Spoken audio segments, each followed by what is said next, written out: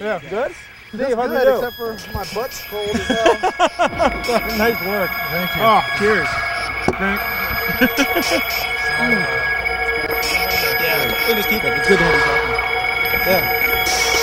Can you keep recording while we're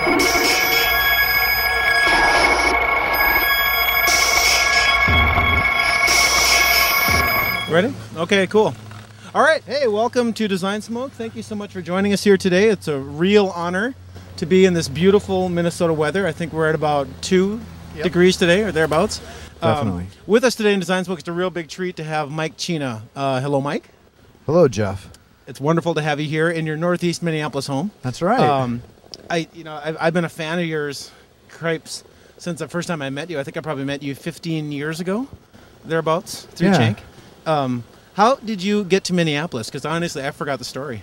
I had finished college. Well, I dropped out, actually. And then I didn't have any money, actually. And I ended up moving back here because my parents were here. And then I started looking for jobs, started getting serious about design, and one thing after another. Where'd you go to college? Went to college at University of North Texas. Awesome. Denton, Texas. There's always been this really weird Texas-Minneapolis design thing, like East Texas State.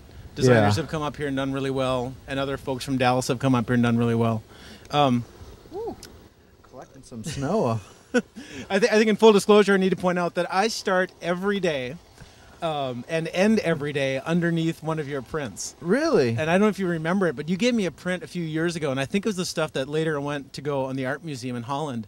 It was that triptych. It was that three. Yeah. And you signed it. Yeah. And I have that framed, and that's been over my bed for whatever 3 or 4 years now. So I'm pretty sure I've conceived at least one, maybe both of my children underneath your print. Very nice. Which I think I correct me if I'm legally wrong here, but I think that makes us co-parents. Definitely, yeah, kind so of. I'd like a little more involvement.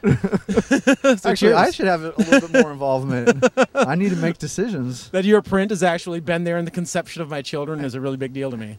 Well, thank you. Yay. So you and I met like 15 years ago, probably, both members of the Chank Army. I think we met through Chank. Definitely. And I'm a huge, huge fan of both you work for them and we work for them. Can you explain your company a little bit? Well, You Work For Them is a design retail site of sorts.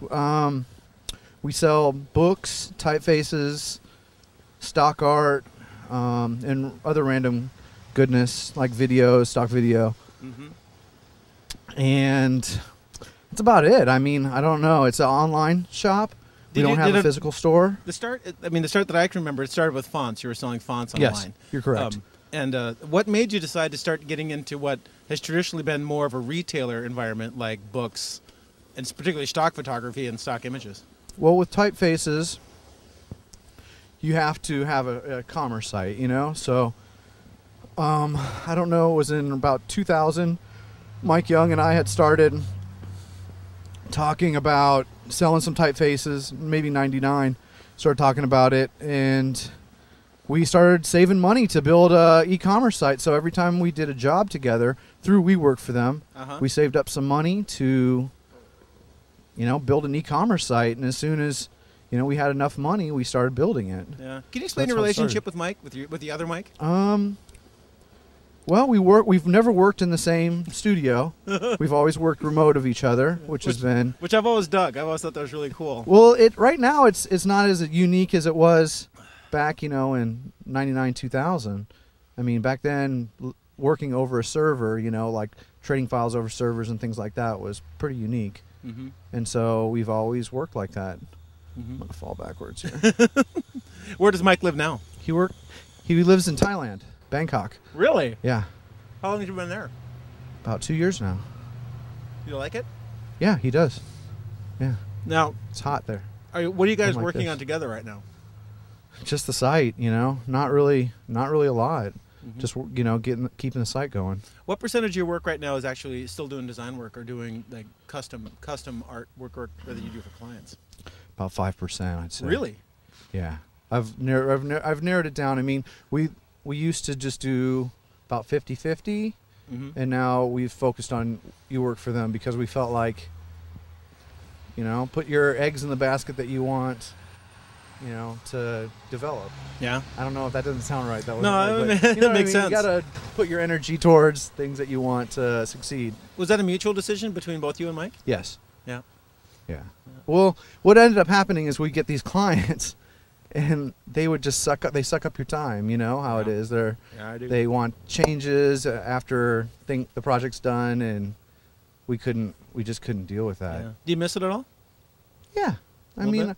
the thing is being a designer, like, you know, it's kind of nice to have somebody tell you what to do to a certain extent and lay out the boundaries and then work within those boundaries. When you set your own boundaries, it's a little different. Yeah, very frustrating. It's actually interesting you mentioned that, because when I was interviewing John Forrest recently, he had the same comment. And I had never really thought about it that much, but there is a real funny characteristic that the designers who really still like design, Definitely, because it's really easy to not like design after a while.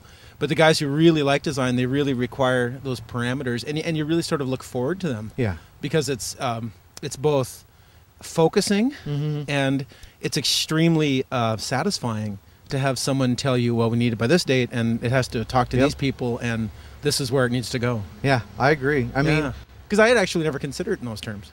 well, limitations is a good thing. I think are good. I mean, rather than saying you can do anything, you say you're doing a print material, and it's going to be 5x5, and it's going to have a CD in it or whatever, you know? I mean, that really narrows down the possibilities. And it needs to be done today. Yeah. Yeah.